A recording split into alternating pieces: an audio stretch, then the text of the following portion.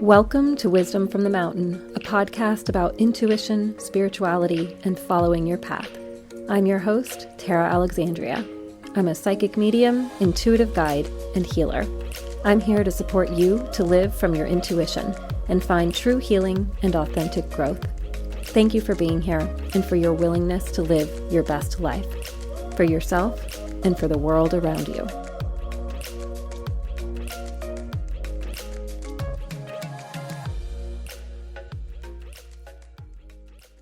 This episode is episode 1 of Wisdom from the Mountain. I've really wanted to create this for a little over a year now, and I'm finally doing so after a lot of just mental procrastination. So I'm really happy to be here. Thank you for listening today. I appreciate you. And with this first episode, I thought I would just give you a little bit of information about why I created this.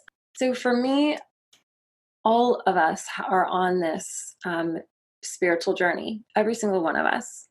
And I believe that we are here to learn. I believe that we're here to grow. I believe that we all have this path that is unfolding. And we are living our life in such a way where we are co-creators. We are co-creating our life with the universe, with God, with spirit, whatever your word is, you can insert there. And I feel that there's a lot of misunderstanding sometimes that we can kind of be a really spiritual person or be on this beautiful path of manifestation, and our lives should just be simple or just work in a way that we almost don't need to work at all at it. And what I have found is that even when we live this like really deeply connected to spirit kind of life, we all have these bigger stories, bigger narratives of what got us where. And that's kind of what I want to dive into, in particular with my guests on this podcast. So I want to hear from people about what prompted them, what that inner voice was, how it showed up to start drawing them forward into their path, into what they felt they were here to be doing, into this sense of being really themselves. And I feel that for so many of us, we look at other people and we feel that they know where they're going or they know what they're doing on a level that we don't. But if we actually listen to their stories, we often find out that we actually know more than we do. And we can really connect to some people's stories over others, obviously. But it's really important to hear them. And it's really important to understand the signs that we get when we start listening to our inner voice, the way that the breadcrumbs on our life path are kind of leading us forward, what kinds of things are going to show up for us to say, oh, okay, I'm on the right path. I'm, following my own spirit, my own divinity. And in this first episode, I also wanted to share a bit with you about myself. I wanted to tell you a bit about my journey that I don't talk about very much, and really share the foundations of who I am and what I do, at least at this moment, kind of what my story is. I started out my spiritual journey a very long time ago. As I said before, we're all living out our spiritual journey, but whether or not we label it as spiritual or not usually depends on our level of whether or not we feel faithful or like we're connecting to the divine. So for me, the conscious act of connecting to spirit started at age 4. And that is no joke. Like I literally would lay down to meditate with my grandma at 4 years old. So it was a very tangible, very real way of me knowing that I was getting in connection with that thing outside of myself, that force. And my journey started so long ago because my grandmother was a healer and a psychic medium, and she owned her own practice. And so I grew up with at least the knowledge that someone was doing that kind of work. It still didn't seem very valid for me for many years, which is what I'll get into in a moment. But another reason that it became so potent for me, really understanding my connection and actually going through the act of connecting with spirit and connecting with this larger understanding that my life path had a framework, happened because when I was little, I was hit by a car at age 8. I had open heart surgery at age 13. And I had a pretty bad bike accident at age 20. And these different accidents really marked moments in my life where I dove into my own healing, not by choice, but because I was in pain and because my grandmother would usually be helping me, would be helping to like guide me through those often dark or just difficult moments. And I had a lot of like caretakers around me, just kind of directing me and showing me how to move through what I was going through. And each time I had one of these physical traumas, I actually ended up in a space where I was seeing more and hearing more and feeling more from spirit, from the spirit world. And my connection was growing. I sincerely believe that my abilities were strengthening at those times, for whatever the reason is. That is the truth for me of what was happening. I have several theories on that. I think that sometimes the veil becomes thinner when we experience physical trauma. In, I believe, 2 of those physical events, I essentially died. I believe that I crossed to the other side and came back.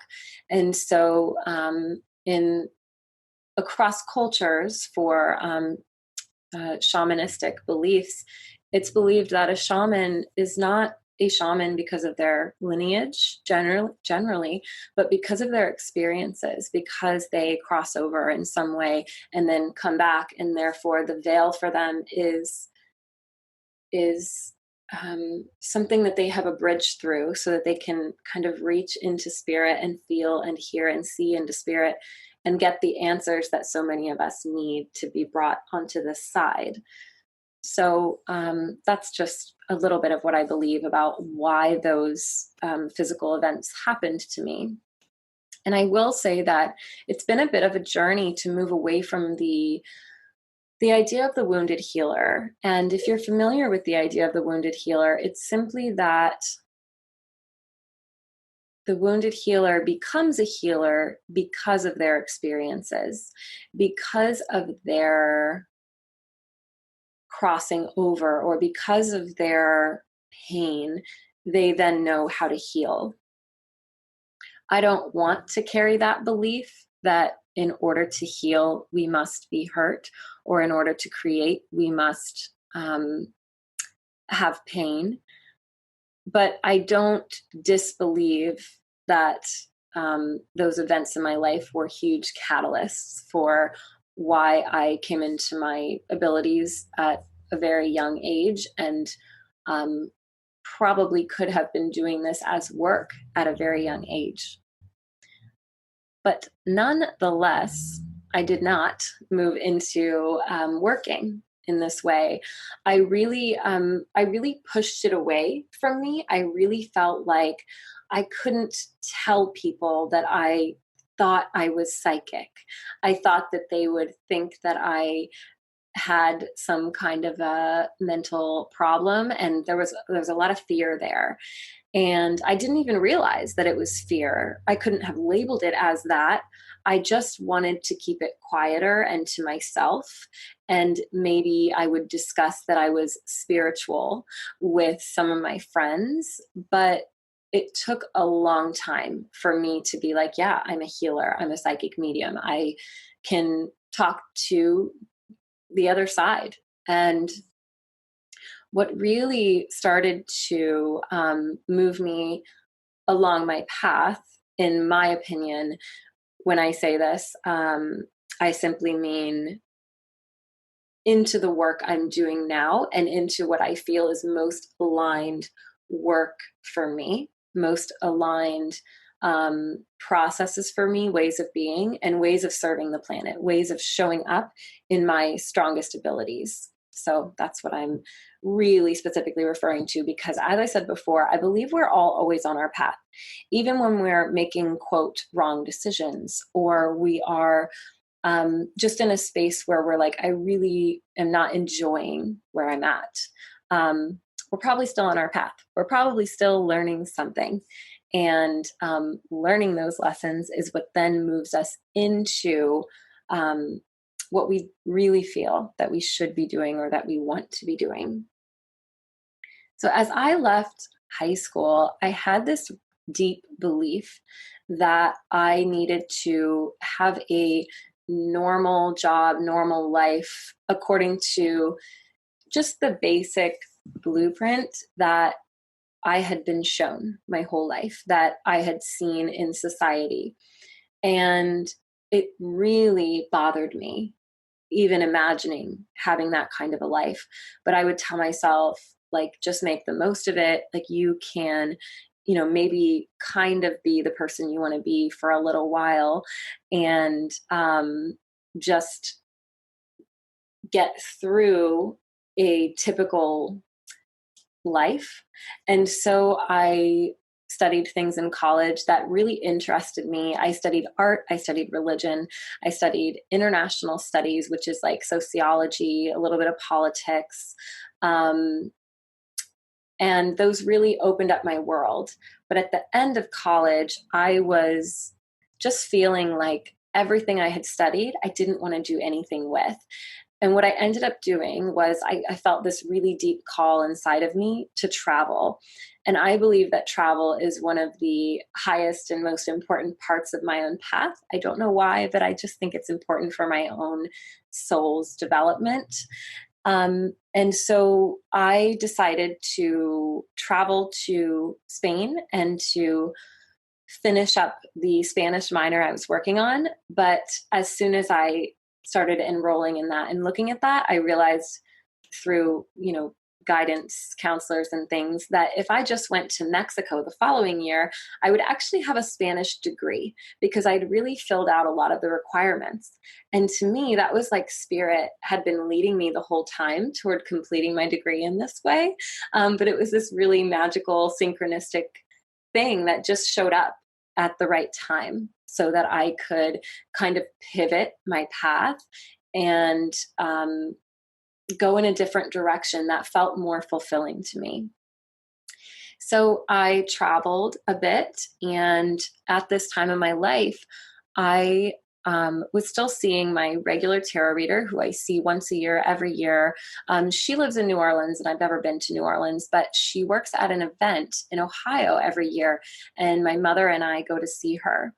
And she said to me around this time that I needed to study ancient medicine and to work toward becoming a healer.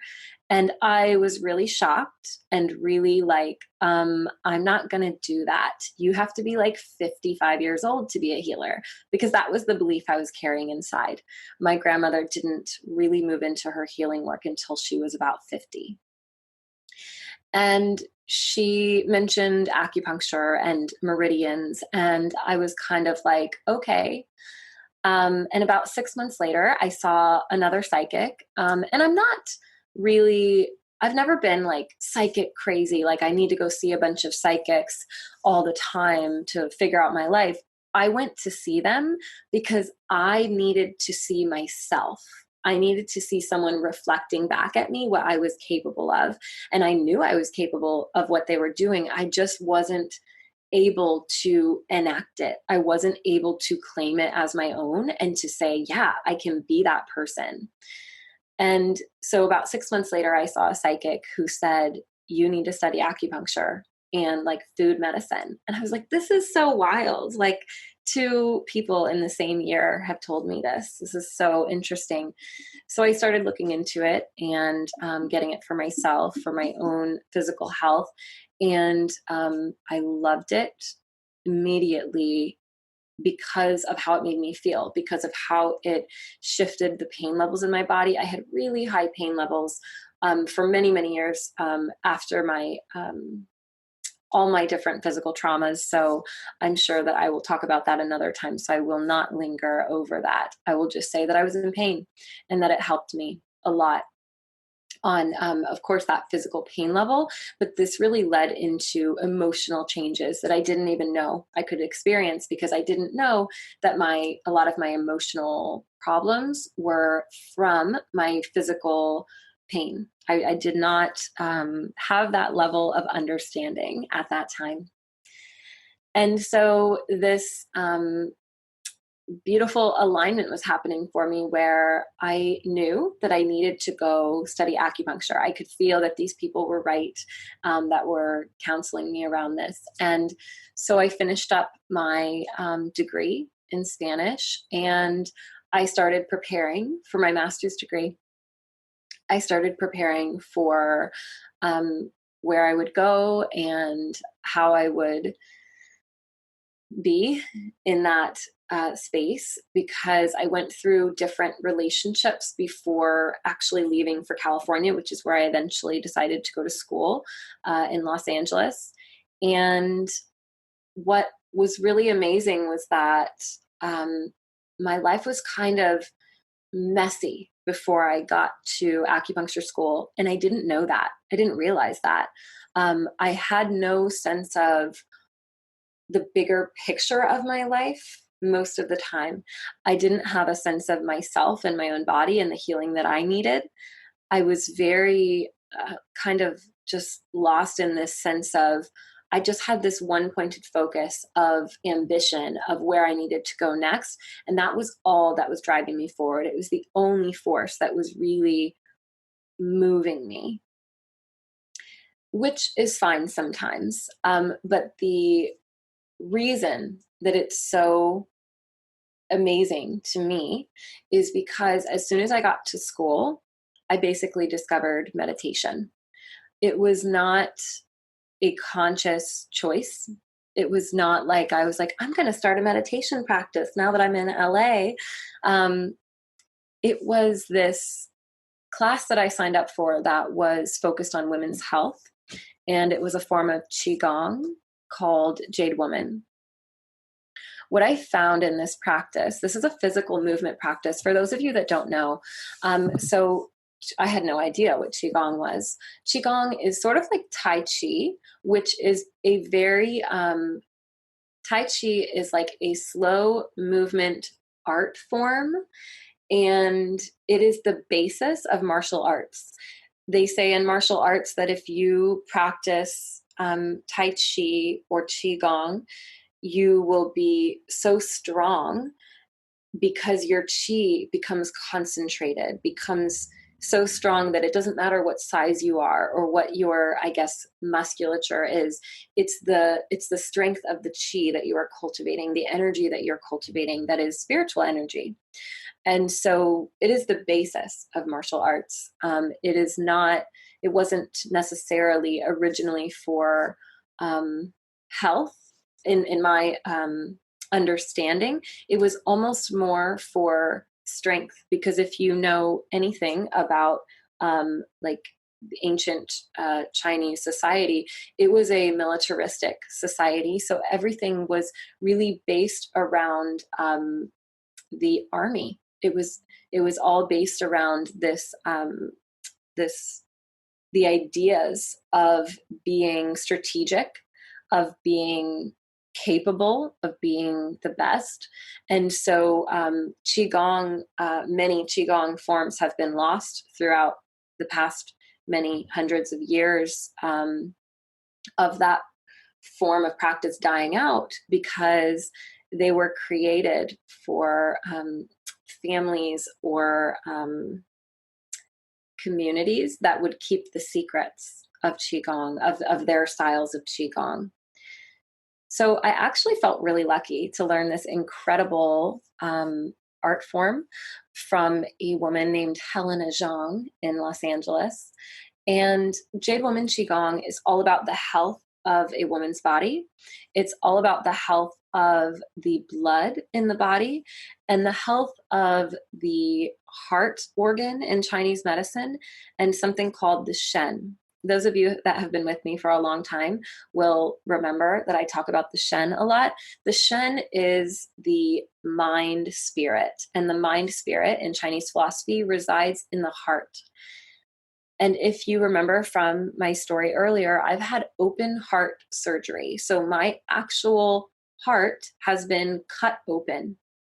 And what I've learned and feel about myself since studying Chinese medicine is that this deeply affects the heart spirit. This deeply affects my sense of boundaries with other people, because the pericardium was cut, and the pericardium in Chinese medicine is very much about protecting the heart. The pericardium is like the soldiers or the ministers that protect the emperor in Chinese philosophy. All of the words are based on Chinese society, ancient Chinese society. So over time, I will talk a lot about Chinese medicine, and you will get a feel for it, even if you don't ever dive deeply into it, because I just love it. And it's become a part of me through my studies.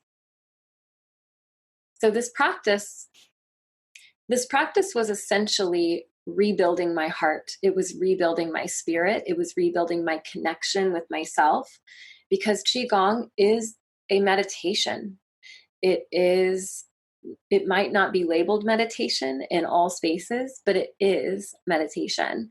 And I began this practice, and when I started it, I would leave classes and I would be like, am I like high right now? Because I feel so good. And I never felt good back then. I had pain all of the time. And just so all of you know, I don't drink, I don't smoke, I've never been high, except maybe on like medical drugs when I was young. But I'm even like allergic to those because I'm a Pisces rising and can't handle substances. But this feeling of this high, just, I felt so right in that space. And what I found out was that it was my connection to spirit, which is very strong. For those of you that have worked with me, you know that my communication level, my psychic level is very, very high. And so I was entering this state all the time that was very natural for me, but that I had never been really shown. My grandmother had practiced meditation, but it was more of the lay down and listen to a tape kind of meditation. She never taught me to be silent and with myself, and I wouldn't have known how to growing up. It would have been a very daunting practice, like it still is for many people. And so I've really gotten to the point in my story where I believe that I really started hearing my inner voice clearly. I really started understanding what was happening in my mind during meditation. I started understanding what I was here for. And I also started having this extreme calm about me that I had not ever cultivated. It was this new knowing that I was just fine, that I was safe no matter what was happening around me, that I was okay, and that I was doing the right thing, taking the next right step, which is something I talk a lot about on Instagram and in my work, because that's often where we don't know what's going on. We don't know how to move. We get very comfortable in wherever we're at, whatever we're doing. And this kind of feeling settled over me. As soon as I would wake up, I would do my Qigong practice.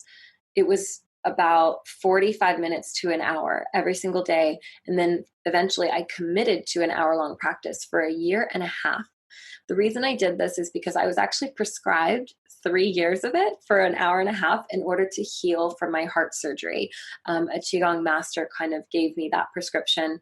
One day I'm going to commit and return to that. But I did the year and a half, and I believe that I can honestly say my pain levels fell during that year so much that I felt better by the time I was 27 than I had at 20 when I had this really bad accident. And then for years, I actually got worse and worse and worse. I did not get better.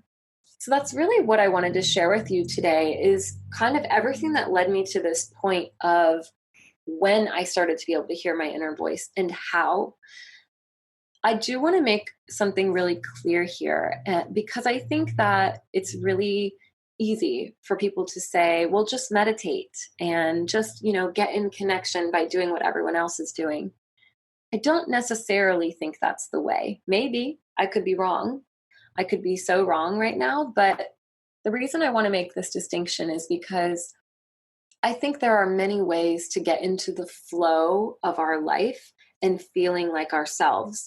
For me, it was meditation because I am a psychic medium person. I am connected to the other side in a way that is different.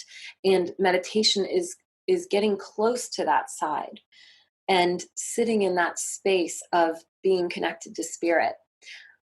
And other things didn't take me there. But I have known and grown up with people who just know who they are, or who are musicians. And when they first picked up their instrument, they just knew that it was right for them. Friends who are singers who listened to music and they just knew what they liked and what they didn't like and what they wanted to create within themselves. And they knew how to dive into that vibe that was who they are at a very young age. For some people, they get really clear when they go running. I will not ever get clear going running. That is not my sense of being in the world. So to really bring it back to my introduction about what this podcast is about, it's about how everyone hears their inner voice differently. The people that I'm going to start out interviewing are, of course, just people I know. And over time, I want to expand it into people that I don't even know what they do with their life and don't know their background and history. So we can get into all these like juicy stories and understandings for ourselves, so that when you're listening to these stories, you can think, wow, that's just like me, or, well, that's not like me at all, but cool, good for her, good for him. And I just think it is such a beautiful gift to yourself to really tell yourself that your path, that you are different from everyone else. And that's why you have to find your own way to listen to your inner wisdom, to listen to your own guidance, to follow your own path, to live in alignment with your spirit, with your soul. Thank you so much for listening today. I appreciate you being here so much. I appreciate all the support I've had up until now. Everyone that I've shared this with, that I've told that I'm creating this, people that have helped me with the concepts and ideas just by listening to me talk. I love you all and I appreciate you so much. You have no idea. I hope that sharing my story gave you a little bit of insight or a little bit of understanding into who I am, but also into yourself or into your own story in some way. Because I really believe that on our journey, there are all of these breadcrumbs that we are always following on this beautiful trail of our life that is just leading us forward in the right direction at all times. And it can really give us this sense that we're safe. that even though we don't know why something is happening at this time or in this year, there's a reason. And in the future, maybe we'll know, and maybe we'll never know, but that's okay, because we can keep moving forward and just making sure that we feel that we're moving toward our own feeling of rightness in the world, of being on our own path and moving ourselves along toward our own destiny as co-creators. Thank you again so much for being here, and I will talk to you soon. Bye.